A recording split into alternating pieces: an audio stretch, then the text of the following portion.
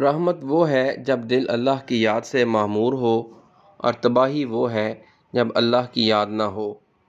دل اگر اللہ کی یاد سے غافل ہے تو پھر برباد ہی برباد ہے، اور دل میں اللہ کی یاد ہے تو آباد ہی آباد ہے۔ اللہ کی یاد کیا ہوتی ہے؟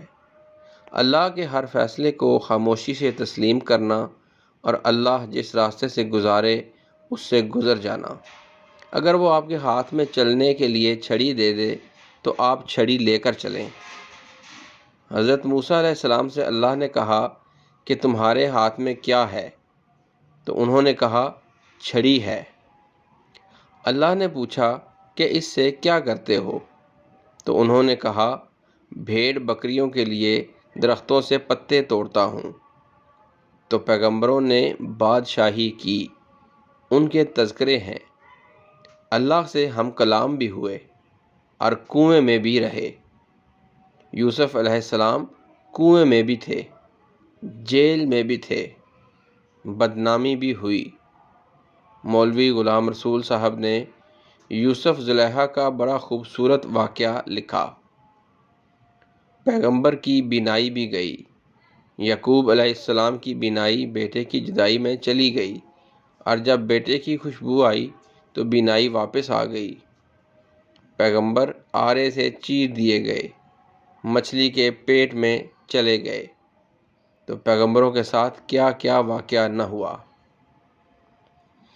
کبھی آپ غور کریں تو یہ بڑی عجیب و غریب بات ہے، اور اللہ کی طرف سے ان پر سلام آیا ہے، وَسَلَامٌ عَلَىٰ نُوحٍ۔ اور اگر اللہ سلام بھیجے تو اس سے بڑی کوئی بات نہیں ہے۔ یہ اس لیے ہوا کہ انہوں نے اللہ کے آگے اف تک نہیں کی، اس لیے ان پر اللہ کی طرف سے سلام آتا ہے، اور اللہ سلام بھیجے تو اور کیا چاہیے۔ اور آپ دنیا میں رہتے ہوئے دنیا کا مال اکٹھا کرتے ہیں، اور دنیا کے اندر برباد ہو کر واپس چلے جاتے ہیں۔ آپ گھر میں کسی فنکار کی تصویر لگاتے ہیں یا کوئی اور آرٹ، تو کچھ عرصہ بعد پتہ چلتا ہے کہ آنکھیں خراب ہو گئیں، بینائی کمزور ہو گئی، اور تصویر وہیں رہ گئی، اور دیکھنے والی نظر کمزور ہو گئی۔ گھر میں گلاب کے پھول لگائے، اور پھر وہ وقت آیا کہ نہ نگاہ کام کرتی ہے اور نہ خوشبو آتی ہے۔ اب بیچارہ گلاب کیا کرے گا؟ ہر چیز ہونے کے باوجود ان ہوئی ہو جاتی ہے۔ پیسہ انسان رکھتا ہے کہ کھانے پینے کے کام آئے گا، اور کچھ عرصہ بعد آپ کا کھانا پینا ویسے ہی ختم ہو جاتا ہے۔ ایک ڈاکٹر آئے گا اور کہے گا کہ نمک کم کر دو، دوسرا کہے گا چینی بھی کم کر دو، حتیٰ کہ ہر شے کم کر دو۔ یہ ڈاکٹر ایسا معاملہ کرتے جائیں گے۔ پھر پیسہ کسی کام آیا؟ کیا پیسے سے کبھی صحت آئی ہے؟ پیسے سے کبھی بیٹے پیدا ہوئے ہیں؟ پیسے سے کبھی بیٹیوں کو اچھا رشتہ ملا ہے؟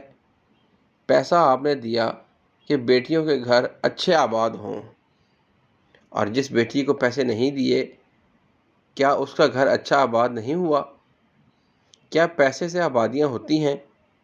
بزرگوں سے آبادیاں ہوتی ہیں؟